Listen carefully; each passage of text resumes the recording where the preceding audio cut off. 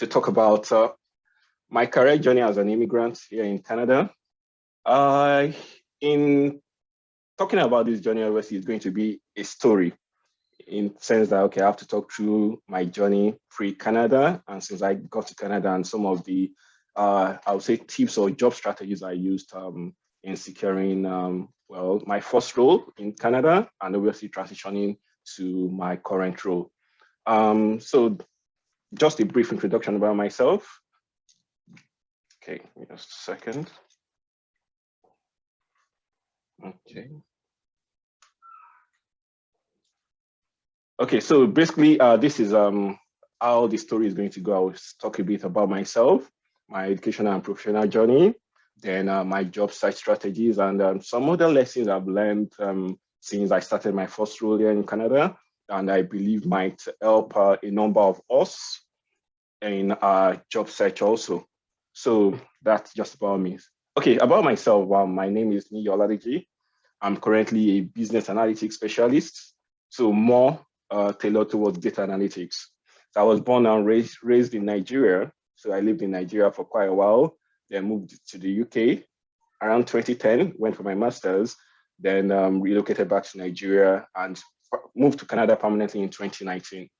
So I have 8+ years experience in quite a number of industries: energy, banking, telecoms, and IT industries. I basically specialize in data analytics, where I analyze data, helping leadership team create visuals and obviously highlighting key insights for them to be able to obviously help them make better decisions to achieve their business values. That's currently what I do. And in terms of my educational background and professional journey, I have a BSc in computer science and a master's in advanced computer science, where I specialize in computer security and a few certifications that I have. Then my career profession, I would say, well, I was an account manager in a financial institution back in Nigeria for about a year, 2009 to 2010. Then a QA specialist at Deloitte for another 2 years, that's in the UK. Then moved back to Nigeria and joined ACCES. It's one of the largest telecoms company across Middle East and Africa, though now changed to Nine Mobile. So I was a specialist enterprise and online channel supporting the business segment. Then in 2018, I moved to Veritas Technologies, which is a data management company based in US. So I was a channel and commercial manager supporting English-speaking African countries, so managing about 27 countries before relocating to Canada in 2019. And later joined Bell Canada as a specialist BI and data analytics. Then moved on to Microsoft August 2021. So in talking about this, the next slide will be more or less talking about some of the tips I used to get a job at Bell Canada. And also talking about this background would more or less give you some insight into some of the things I had to do in terms of building myself to getting that first job. And the number of the tips I'll be talking about today are tips that I'm sure you've all heard, and a number of you might already be practicing, but more or less I'm talking about what I did and how it helped me to secure that first job. Okay, so I came into Canada in April 2019, and at that point in time, I felt like I've been working for quite a while pre-2019, and I wanted to take a break, rest for a while before applying for that next job. So I took about 2-3 months break without applying for any job at all. I just wanted to rest. But so that was in April. Then around July, I started applying for jobs. At that point in time, obviously because I took a break, I really didn't understand what it felt like, trying to get a job. So I felt, I'll just work on my resume, apply for the jobs, and the interviews will start rolling in. So unfortunately, it was like a surprise or a huge shock getting to understand that, okay, it just doesn't work that way. So I applied for more than 180 jobs. I got about 26 interviews with 26 companies, more or less. And I got to the final stage of 22 of them. And no offer came. So it felt like, okay, what exactly was I doing wrong? After a while, obviously, I got the Bell job, which was the only offer I got at that point in time. And I attended ACCES employment. That was in January 2020. That was in the cybersecurity cohort. So obviously, one, I wanted to expand and update my knowledge in cybersecurity. Then two, I equally wanted to learn a number of things around job search, around resume building, around interview skills, and a bit also around networking. So yes, I did so many interviews. I kept getting to the final stage of every single one of them, but I never got that final offer, which was congrats, you are successful, and you can come and join us now. So the first thing I want to mention, because I know as new immigrants, a lot of times we feel, okay, the experience we have might not exactly be ideal for where we are right now. And considering the fact that quite a number of people maybe are looking at transitioning now that they're in Canada, and they just feel, okay, because I'm transitioning, the role I did back from where I was coming from might not exactly be relevant. But I just want to let you know today, your experience matters. It is key for you to understand what role that you are looking at applying for now that you're in Canada. What roles are you looking at transitioning into? Look at what your experience has been. Try and see a midpoint where some of those experience that you have, you can actually transfer those skills into the new roles that you are looking for. It's very, very key that you sit down, write down what your job roles, your job descriptions has been. For the soft skills aspect of it, try and find a way to amplify it. Or the technical skills aspect of it, try and find a way also to bring that out and blow it up as much as possible. Canada is an environment that is, I would say, that is in terms of when you're building your resume, you are not just talking about your roles that you've done or your role description or JD. It's more about what are your achievements while working within those roles. So number two, I said, tailor your resume to the job descriptions. For me, I tailored my resume to the job description, obviously. If we go back to my experiences, I've had experiences around quite a number of roles. So if you want to talk about channel development, you want to talk about sales, you want to talk about data analytics, and obviously I have the educational background in cybersecurity. My master's was in cybersecurity. So I think the first confusion for me at that point in time was, so I have about these 4 to 5 domains I can easily transition into. And now deciding which aspects or which one of them I really wanted. So that was the first thing I did. That was around July, August 2019. That, okay, fine. I think I wanted to focus on cybersecurity. But it didn't take me so much time to understand that, yes, I have these different skills and I can easily bring different part of my experiences. And so what I did at that point in time was to have 2 or 3 different resumes tailored towards each of these domains. So obviously I applied for cybersecurity roles. I applied for data analytics roles. I applied for channel management roles. So I have different resume tailored towards each one of these different roles that I was looking at as moving into full-time, because like I already mentioned, in Canada, you need to be specialized. Even though you might have been a generalist from where you're coming from, you need to be specialized in a particular domain.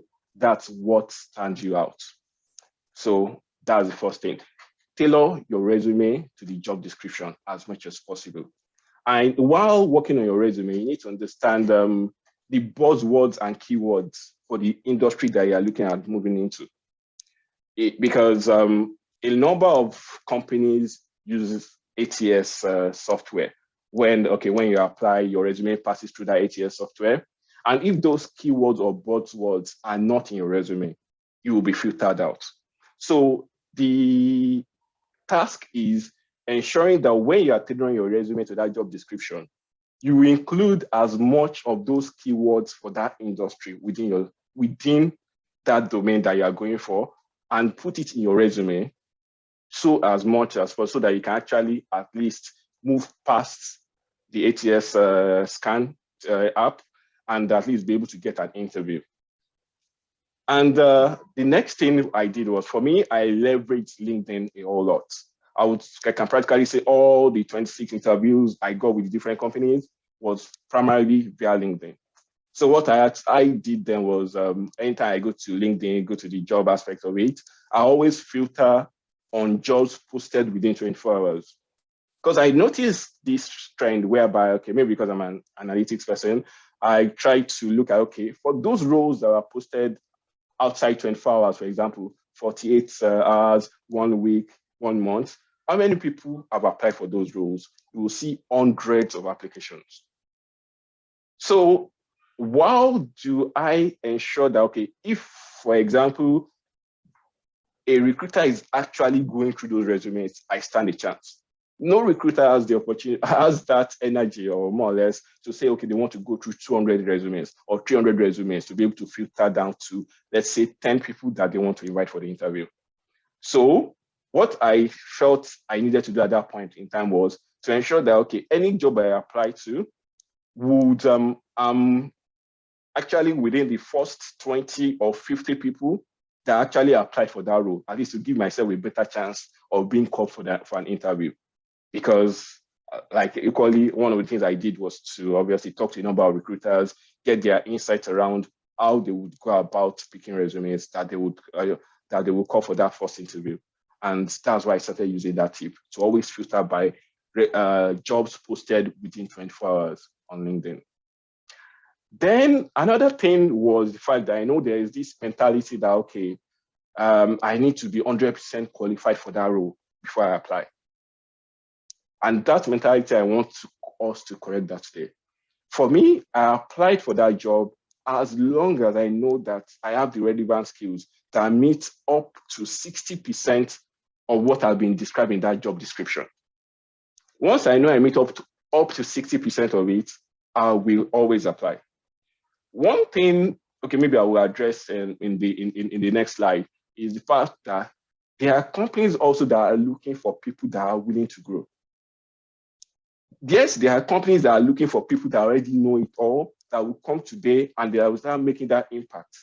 Most of the time, a number of companies go for contract roles because they feel, okay, fine, you are experienced already. Let me just pay you to come and do the job I need you to do within 3 months, 6 months, 1 year. And if there's any reason I need to renew that contract, I will renew it. But a lot of companies are equally looking for people that are willing to grow, that are willing to learn, that are willing to develop within their company and grow within the company itself. So try to apply for those jobs as long as you've met up to 60% of that job description. And the rest, you can always learn it. You can always read it. You always do a course to build yourself within that area. But don't limit yourself. That's okay. Then the next one was around networking. That for me was because I'm an introvert. I found that quite difficult to do. So I remember then, okay, obviously I started applying pre-COVID and every single thing. And I kept hearing about coffee chats, informational calls, informational chat. And I felt, what's all this? I wasn't really ready for that. I felt it wasn't really necessary. I felt my resume should be good enough because I knew that, yes, I had the skills. I know if I get on the job, I can actually more or less, I can add value to that team. I can add value to that company. So I felt that should be good enough. But no, networking, even till now, I'm getting to understand how valuable it is. You need to understand the fact that Canada, or more or less, I would say Toronto market primarily, more or less, it dwells more on network. It dwells more on relationship. Employees or hiring managers would give priority to people that have either been referred to them by either their colleagues or their friends, because they know those friends, they know those colleagues. They know that, okay, if this person is vouching for this particular person, most likely, yeah, fine. The person will be able to come in and add that value to us. So you need to expand your network. You need to ask for informational chats, informational interviews. And I need to bring this up now. Because I know while going through this, obviously I went on LinkedIn, I started adding quite a number of people, sending messages to them, tailor the message to them, oh, I saw this about you. I will talk about some of the things that maybe I saw on their profile that I was interested in, even if I wasn't interested in it, in your offers, let's be sincere. Some of the things I felt, okay, I felt, yeah, I saw this. I actually enjoyed reading this post that you wrote. I would like to schedule a 10-minute chat with you or a 15-minute chat with you. I would add them on LinkedIn. And I can say, maybe out of 10 people, maybe 2 people might respond. And it felt quite discouraging because it felt like, okay, yes, this country thrives on network. I'm trying to build this network. I'm reaching out to people, but I'm not really getting that response. So it was quite discouraging. And after a while, okay, I withdrew a bit. I stopped sending such messages. Now I know some things better, and that I will call you address in the next slide. So it is key for you to expand your network. It is key for you to look for those informational interviews, informational chats, for you to get to understand if you are planning to go into a role that that person is currently working in.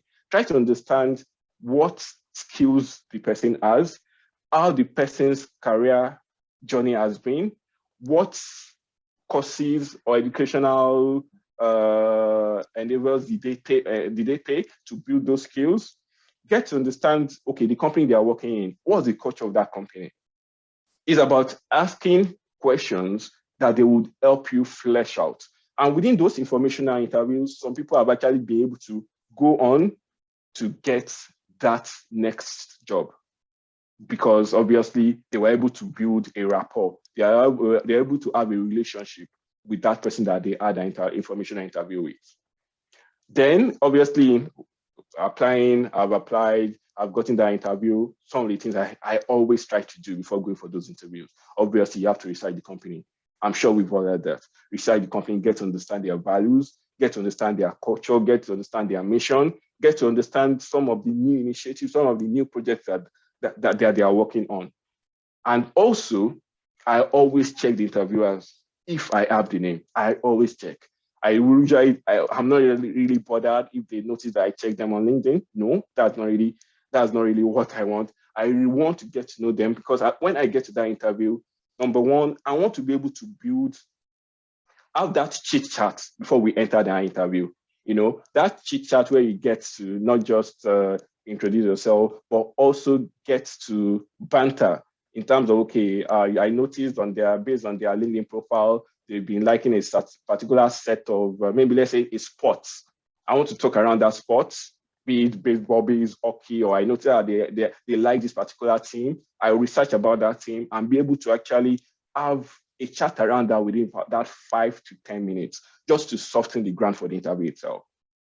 So, and in terms of researching the company, I want to be able to ask intelligent questions at the end of those interviews. So at the end of the interview, do you have any questions for us? You should always ask questions. That's point number 10. So I'll be back to that. Then immediately after the interview, I ensure that, okay, I add those people that have interviewed me. I add them on LinkedIn. I stayed in touch with them, irrespective of what the feedback was, whether the feedback was positive or negative. I ensure, because for me, I equally saw that as an avenue to build the network. So I always ensure that I stay in touch from time to time, even up till now. People that interviewed me in 2019 and 2020, I still chat with them on LinkedIn. So it's just good to build that rapport, good to build that network. That's that. Then number 8, I always try to do something different at my interviews. So one of the things I learned while I was at ACCES Employment, that was in early 2020s, was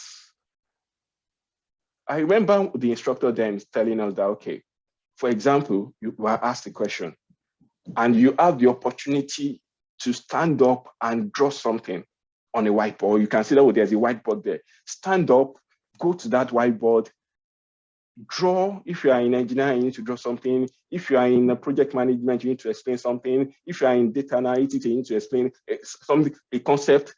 Just stand up, go and draw it on the whiteboard. Let them on that will show 2 things. Number 1, you are confident. Number two, you are bold to actually address people if you actually have the opportunity within the company. Number three, it just shows that you know what you are doing, even though you might not. So that's one tip I always try to use most of the time, most of my interviews, even now, even till now, in terms of once I get a question, I always ensure that I'll give an example. Securing my first role at Bell, I interviewed for, I think, 4 different roles at Bell. Each one of them, I got to the final stage, but I never got the job offer. The third one, I didn't get the offer. It was quite painful because I knew, okay, it was it went very well. But I never got the offer. So, okay, after the interview, yes, I sent a thank you note to the hiring manager. 2 people interviewed me. I sent a thank you note to the hiring manager. I forgot to get the email of the second person. A month down the line, the second person that I never sent a thank you note to, that I never in any way contacted afterward because I could not even remember their name, sent an email to me a month after my interview. That was, I did interview in December 2019. A month after, someone that I did not know, that I did not send a thank you note to, that I did not connect with, sent me an email saying, I was extremely impressed with your interview in December. Unfortunately, we could not take you. So because of that, if you are still interested, kindly send your updated resume and I will send it to someone else.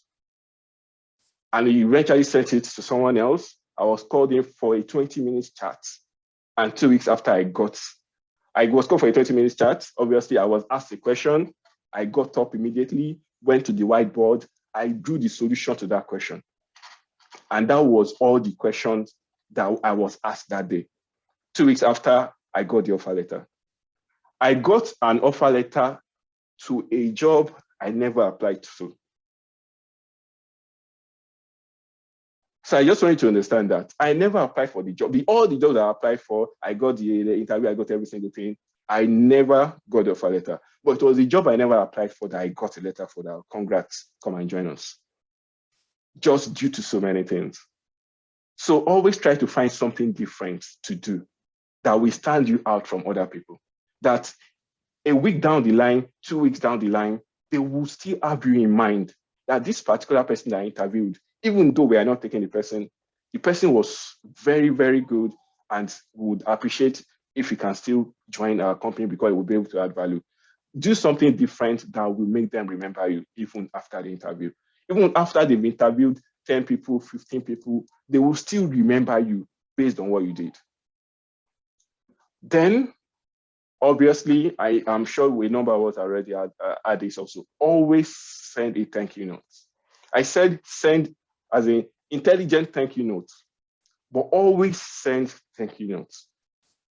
So let me explain what I meant by the intelligent thank you notes. I interviewed for a role at one of the top telecoms company here, also in Canada. During that interview, I was asked a question. That particular question, it wasn't a question related to the job. It was a redo. And I tried to solve the redo, but I got stuck. And it felt like, okay, as I was actually sad and every single thing. But yes, fine. As usual, I said that yes, I wanted to say, I was going to send that thank you note. I went on Google, checked out that particular redo, got the answer to that redo.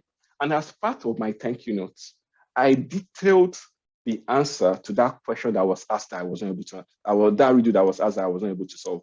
I detailed the whole solution. And sent it to obviously the interviewer. And okay, 2 days after that, it got back that, wow, that was so interesting. As in, I've asked this redo a number of times. Although, yeah, a few people got it, but I've never met someone that didn't get this redo and still went back to get the answer to that redo, sent it to me. It was really impressive. I'm like, okay, fine, no problem. Next time I have a role on my team, I'm going to call you. That's one. For this current role that I'm working on, obviously, I did several interviews, about 5 interviews. The last stage of the interview, I was asked a question by the managing director for the whole of EMEA. And That question was a real problem they were currently facing. And I tried my best to give a solution to that problem, but obviously I knew it wasn't the best. I kept thinking about it. It was at the back of my mind. I was really disturbed about it. Towards the end, I tried talking around that solution again, that solution to the problem again, and I tried to elaborate on my answer, but I knew that still wasn't the best answer. But based on the culture of the company, obviously I couldn't send a thank you note to them as usual. So what I did was obviously to go to LinkedIn, find the person, and send an email thank you note via LinkedIn. And what did I do again? I detailed the solution to that particular that problem that they talked about during that interview. I gave the whole solution to the problem. I went back to research and gave the solution. And after I joined the company, one of the things that I was told made me stand out was the fact that I never gave up. That's why the fact that they asked me a question that I felt I couldn't answer, I never gave up. I still went further to find the solution to that problem. And that was the kind of person they were looking for. So always send a thank you note, and as much as possible, an intelligent thank you note that will detail maybe some of the things you were not able to answer properly, that will give more explanation on that. Then the last one, I think I tried to talk that earlier, was to always ask questions. And still, I would say intelligent questions. Don't just ask questions for asking questions' sake. Always ask intelligent questions. And that's why you research the company. That's why you research the interviewer, to be able to ask pertinent questions relating to that industry, relating to the individual.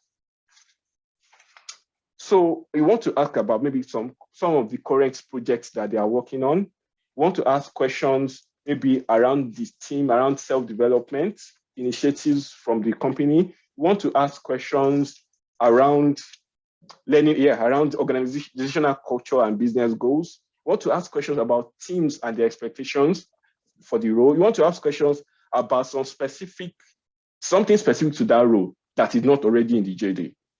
And maybe you want to ask a question about the interviewer and their career growth within the company. But always ask questions. It is very, very key. Don't ever say, I do not have a question at the end of an interview. Always ask a question, and ask an intelligent question. Okay, the last key part I'll talk about, which is the key lessons. I already mentioned this indirectly in part whereby I talked about even if you miss 60% of the JD, apply. You miss 100% of the shot you do not take. So you tell yourself that, okay, fine, I don't feel I'm qualified for this role. They've asked for some particular skills that I don't have, even though I have A, B, C, D, E, I don't have F and G. And because of that, you are telling yourself that, no, I can't afford to apply for that role. Please, today, I want to say it again. You miss 100% of the shots you don't take. You can take the shot and not get, you can apply and not get called. You can request for informational chats from someone and they do not answer. You can request for, you can go for an interview, send a thank you note. It doesn't change any single thing. But you can't exactly predict which one is going to work. So at the end of the day, is that say we are throwing a net blindly into the sea, into the ocean. You are not sure how many fish, what kind of fish you are going to get, if you are even going to get any fish at all. You are just trying. So just ensure that as long as you meet 60% of that JD, apply for the job. You do the interview, send a thank you note. You are building your network. Ask the person, ask for an informational chat. One thing I've come to understand is, yes, I remember then when I was going through that journey at that point in time, it felt discouraging. A number of people were not responding. Now I understand some of those things better. A number of them might not be responding because maybe they are currently on vacation, they are not ready to, they are not willing to open their emails or open their LinkedIn, whatever it was. Some people are on so many projects that they are so busy that they cannot even respond. Some people are getting so many requests that they cannot even afford to respond to all of them. Not because they do not want to, but they have so many requests already that they are so overwhelmed to even say, okay, let me respond to everybody. Some people is because of maybe the tone of the message you sent to them to ask for such informational interviews. Maybe they do not exactly appreciate that tone. And because of that, they just felt, no, I'm not going to respond to this. So having gone through that journey, obviously something I told myself personally was the fact that no matter who requests for it, I would always try and create time for it. Now, yes, I made that decision. Has it been easy? No. Every single day now, I get about at least 8 to 10 requests on LinkedIn every single day. There are days that, okay, obviously informational chats, I have informational chats till 10 p.m. in the evening. So working from, let's say, like 8:30 to 6 p.m. at times, and now having chats practically throughout the evening and on weekends.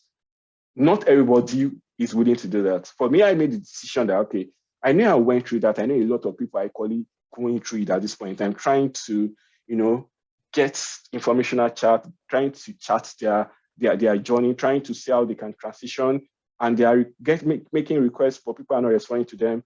I know how that feels.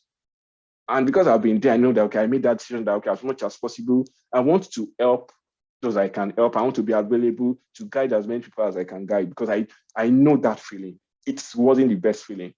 Now I'm where I am right now. Obviously, I can't remember all the struggles of 2 years ago. I've even forgotten them completely. While going through that journey, it was tough, but now, yes, obviously, I know it's a different story entirely.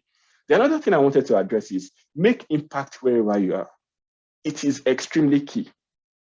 Your growth after getting that first job, your growth might be within the company, it might be outside. I joined Bell, obviously I joined Bell, that was March 2020. Yes, March 2020. And in December, obviously, I got an award based on the work that I did within 9 months out of the whole thing. And that did something for me. It created visibility within the company. It's made a lot of people get to know me. So it kind of helped with building additional network within the company. And at the end of the day also, it's part of my achievement story that I can always talk about and be proud of when I'm in any other interview. Number two, one key thing I'm learning where I am right now is the fact that vulnerability is not a weakness. If you don't know, you don't know. Obviously, then when I was searching for a job, I was desperate. No, I won't say desperate. I wasn't desperate, but I wanted to get a job. So I would go into an interview wanting to be perfect, wanting to answer all the questions, even if I was given a question that I felt, oh, maybe I don't really have the ideal answer to. Now I've learned better. I might try and answer, but at the end of the day, I would always give that condition, or more or less let them understand that I might not know the answer to this particular question, but I'm willing to grow, I'm willing to learn. Vulnerability is not a weakness, even on the job I'm currently doing right now. When I do not know, I let it be known I do not know, but I am willing to learn. That but will always be there. I am willing to learn. It's not that I do not know and I do not know and that's it. But I am willing to learn. I am willing to grow. So don't be afraid to be vulnerable. Don't be afraid to show some, that's why this question comes in during the interview at times. What's your greatest weakness? Or what are your weaknesses? It's not, for me, I think where I found a way to try and answer that question to show that, yes, I have a weakness. Nobody is perfect. You can't get there and say, yeah, you don't have a weakness. Look for a weakness that will not affect the job negatively. For example, you can't want to say, oh, we are in sales and my weakness is I'm not a good communicator. I don't know how to communicate. Obviously, as a salesperson, that is your job to communicate. It is your job to build relationships. So you cannot afford to use that kind of weakness. So I'm just trying to let you know, understand that nobody is perfect, be vulnerable. Then number three, organizational culture matters. The company you work for, the company you are applying to, research about that company. Obviously, you cannot exactly know what the culture, you can see the culture that is on the website, but you cannot exactly know what the culture that is practiced inside is. But it is through informational chat, informational interviews that you get some of those. That is why it is key for you to talk to people that are working there. They will be able to let you know this is how the culture is. You can search for the company on Glassdoor. You'll be able to see what employers are saying about them. It's not just about the salary. It's equally about how they treat their staff. It is key for you to understand the kind of environment you are going into, and if you actually want to work in that kind of environment. Networking doesn't stop. This, I have to just come back to it. Networking does not stop. And where I am right now, and from day one, that was the first thing my leader started talking around about in terms of, okay, fine. What's your 5-year goal? Where do you want to be in 5 years? Yes, this is where I want to be. Okay, this is how we need to help you to get there. You need to talk to this person, you need to talk to this, you need to talk to this person. But for you to grow, it is still networking, even within the company. It is still all about networking. So networking doesn't stop because you've gotten the first job, doesn't make networking stop. It continues outside the company, within your profession, within the company itself. Networking continues. It never stops. And this second to the last point that I talked about is know what you want in your career. Because I've talked to a number of people, I've reviewed resumes for a number of people over the last couple of weeks and months. And that's the question I keep asking. Know what do you want in your career? I know a number of people let me just get that job to pay the bills. Yes, I understand the bills will keep coming. But aside from, okay, there are two things. You want to get a job to pay the bills. I want to get a job where you want to build your career. I'm talking about the second part of that right now. In terms of your career itself, what do you want? How do you get to where you want to be in 5 years? What skills do you want to build? What courses do you want to do? And for those domains that require certifications, what certifications have you planned to do within that 5 years that will get you to where you are going to? You need to have that discussion within yourself. You are the only one that can answer that question. I've asked myself that question. Obviously, where I want to see myself in 5 years, it changes from day to day. It changes from time to time. There are days that I know, okay, I want to be in cloud. There are days in analytics. There are days in security. It keeps changing. But whatever the case is, I already outlined what I plan to achieve within that 5 years. Thankfully, the domain I'm in currently is not heavy on certification. But the domain I want to see myself in the next couple of years is heavy on certifications. So I know while doing my day job, in my spare time, I have to build skills towards getting to where I want to get to. And on the job itself, there are skills that are required for me to excel that I'm building on a daily basis. So get to understand what you want for your career, build skills and if possible, experience. But for now, say skills and knowledge and within those domains. Then, as you build your depth within your domain, equally build breadth. What do I mean by that? I see myself, I want to be a leader in the next 5 years or 6 years or the next 7 years. But and to be a leader, it's not just about my technical knowledge. I need to understand my domain. I need to understand other domains, if not as deep as I already know my domain, but be able to have intelligent conversations. Be in an environment where when they are talking about those other domains, I can understand and I can add or make contributions while talking about it. So I'm not closing myself up that this is the only thing I know and that's it. No, I want to be able to have intelligent conversations with everybody, no matter what domain they are in. Be it in IT, be it outside IT. I need to have that intelligent conversation with them. And those are some of the things I know that, okay, when I have chats with my boss, I have the privilege where I am, or everybody has been where I am currently, whereby you can actually talk to the VP, to the president. I think it's so easy. It's so when you're having such opportunities, you know that you need to speak intelligently in those environments. And that's why it is key that you're not just good at what you do, but you have equally have some knowledge in terms of what other people are doing. You can add value to them. You can give them the other perspectives or insights that they are not already looking at. And that helps them to build better also. So I think this is the last point I'll be talking about today so that we can move to the Q&A. And that's it from me. Thank you very much. So Keisha, handing it back to you. Thank you so much. Does anybody have any questions for Niyi at this time? If so, feel free to just put your questions into the question and answer. Okay, I think I'm seeing a question here from Dominic. Yes, I totally agree with you. It's whatever it is you are. If, for example, if you are using a whiteboard example, it has to be within it has to be related to what you are, the question that has been asked. If the question that has been asked doesn't have anything to do with whiteboarding, obviously not. Don't do it. But just try and find something based on your conversation before the interview or your conversation during the interview. Try and find something unique that will make them remember you. I think that's just the idea.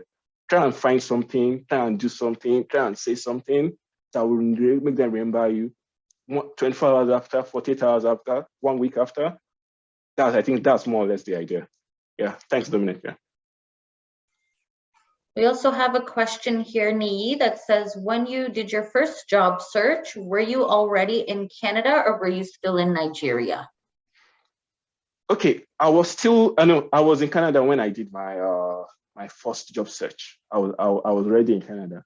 But just to equally give this, I have friends that got jobs. For example, let me use the example of Nigeria, that got jobs while they were still in Nigeria. So that is very, very, very possible. I have friends that got jobs a week after landing in Canada. I have friends that got jobs 2 weeks after, 1 month after, 9 months after, 1 year after. So yeah, but for me, I got the job. Or more or less, I started applying after I got to Canada.